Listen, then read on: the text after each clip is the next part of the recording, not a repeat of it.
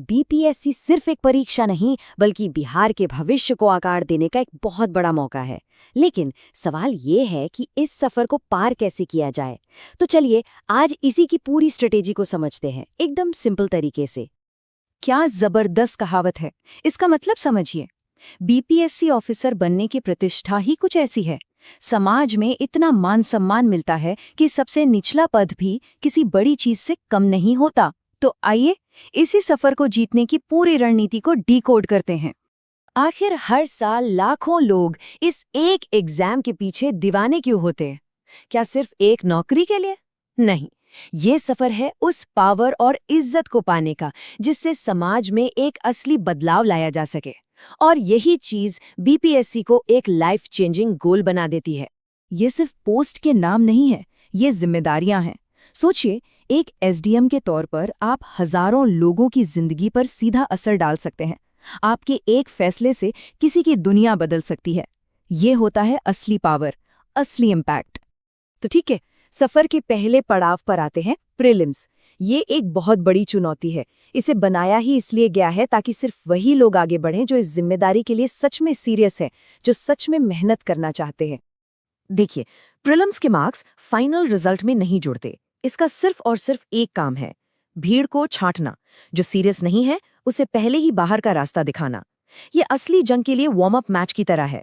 150, बस 150 सवाल, और इन्हीं 150 सवालों में लाखों लोगों का सपना या तो आगे बढ़ता है या फिर वहीं पर रुक जाता है।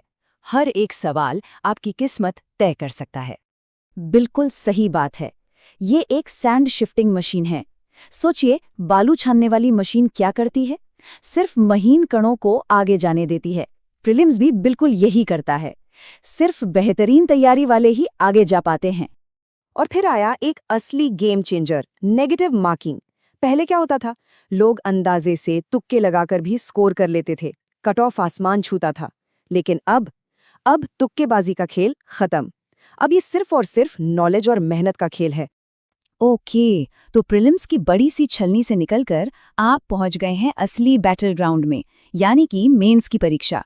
यही वो स्टेज है जहां से असली विजेता निकलते हैं और रैंक तय होती है। 900, ये नंबर अपने दिमाग में अच्छी तरह बैठा लीजिए, क्योंकि आपकी रैंक, आपकी पोस्ट, आपका पूरा भविष्य, सब कुछ इन्हीं 900 मार्क्स पर टिका हुआ है। यहाँ हर एक नंबर सोने जैसा कीमती है। तो पहला पेपर है GS1, पूरे 300 नंबर का। इसमें आपको मॉडर्न हिस्ट्री और कल्चर के बारे में लिखना है, करंट अफेयर्स यानी देश दुनिया में क्या चल रहा है ये बताना है, और फिर आता है स्टैटिस्टिक्स, जहां सच में दिमाग के घोड़े दौड़ाने पड़ते हैं। फिर आता है GS2, ये भी 300 नंबर का।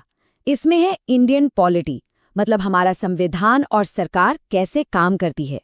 उसके बाद इकोनॉमिक्स और ज्योग्राफी को मिलाकर सवाल आते हैं, और आखिर में साइंस एंड टेक, जो हमारे भविष्य की नींव है।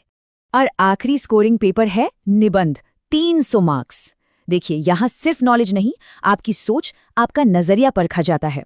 आपको 12 टॉपिक दिए जाएंगे जिनमें से किसी 3 पर अपनी राय लिखनी होगी। ये आपकी पर्सनैलिटी का असली टेस्ट है। तो ठीक है, सिलेबस तो पता चल गया, लेकिन दोस्तों, असली खेल सिलेबस का नहीं, स्ट्रैटेजी का है, स्मार्ट स्ट्रैटेजी का। और इसका सबसे बड़ा नियम है, क्या पढ़ना है इससे कहीं ज्यादा जरूरी ये जानना है कि क्या छोड़ना है। आइए एक उदाहरण से समझते हैं। हिस्ट्री को देखिए, आप एंशिएंट और मेडिवल हिस्ट्री पढ़ने में महीनों लगा सकते हैं और सवाल आएंगे सिर्फ 10। वहीं दूसरी तरफ मॉडर्न हिस्ट्री से लगभग 16 सवाल आ जाते हैं। तो बताइए, स्मार्ट काम क्या हुआ? जाहिर है, मॉडर्न हिस्ट्री पर ज्यादा फोकस करना। यही तो है सक्सेस का असली मंत्र। टॉपर बनने का मतलब सब कुछ पढ़ना नहीं होता। टॉपर बनने का मतलब ये जानना होता है कि कम मेहनत में ज्यादा से ज्यादा मार्क्स कहाँ से लाए जा सकते हैं। अब ये देखिए, ये बहुत ही जरूरी बात है। हिस्ट्री, ज्योग्राफी, पॉलिटी, ये तो लगभग हर कोई पढ़ता है। यहाँ से आपको बस एक बेस बनाना है। असली रैंक बनती है साइंस और करंट अफेयर्स से। यहीं पर ज्यादातर लोग पीछे रह जाते हैं, और यहीं आपके पास मौका है बाकी सबसे आगे निकलने का। तो प्लान एकदम सीधा है। स्टेप 1, जो सब्जेक्ट सब लोग पढ़ रहे हैं उनसे 50 नंबर पक्के कर लो, एक मजबूत नींव बना लो। स्टेप 2, फिर साइंस और करंट अफेयर्स जैसे रैंक डिसाइडिंग सब्जेक्ट से बस 30-40 मार्क्स और ले आओ, कट ऑफ तो आराम से पार हो जाएगा। चलिए, मेंस की जंग भी जीत ली, अब सफर अपने आखिरी पड़ाव पर पहुंचता है, इंटरव्यू। और उसके बाद वो मंजिल, वो इनाम जिसका बरसों से इंतजार था। यहाँ सिर्फ ज्ञान नहीं, आपका पूरा व्यक्तित्व परखा जाता है। ये पूरा प्रोसेस प्रीलिम्स से लेके फाइनल सिलेक्शन तक एक मैराथन है, कोई 100 मीटर की दौड़ नहीं। पहले प्रीलिम्स का फिल्टर, फिर 4-5 महीने बाद मेंस का डिसाइडर और फिर इंटरव्यू की फाइनल पॉलिशिंग। इस लंबी रेस के लिए स्टैमिना चाहिए। हाँ, इंटरव्यू 100 मार्क्स का है, जरूरी है। लेकिन एक बात हमेशा याद रखिएगा, असली किंग मेकर तो वो 900 नंबर का मेंस ही है। अगर आपने मेंस में झंडे गाड़ दिए ना, तो आपकी रैंक कोई नहीं छीन सकता। तो आखिर में ये पूरा सफर, पूरी मेहनत, सब कुछ आकर टिकता है मेंस के प्रदर्शन पर। 900 अंकों का वो मैदान ही आपका असली इम्तिहान है, वही आपका भविष्य तय करेगा। तो अब सवाल सिर्फ एक है, क्या आप इस चुनौती के लिए तैयार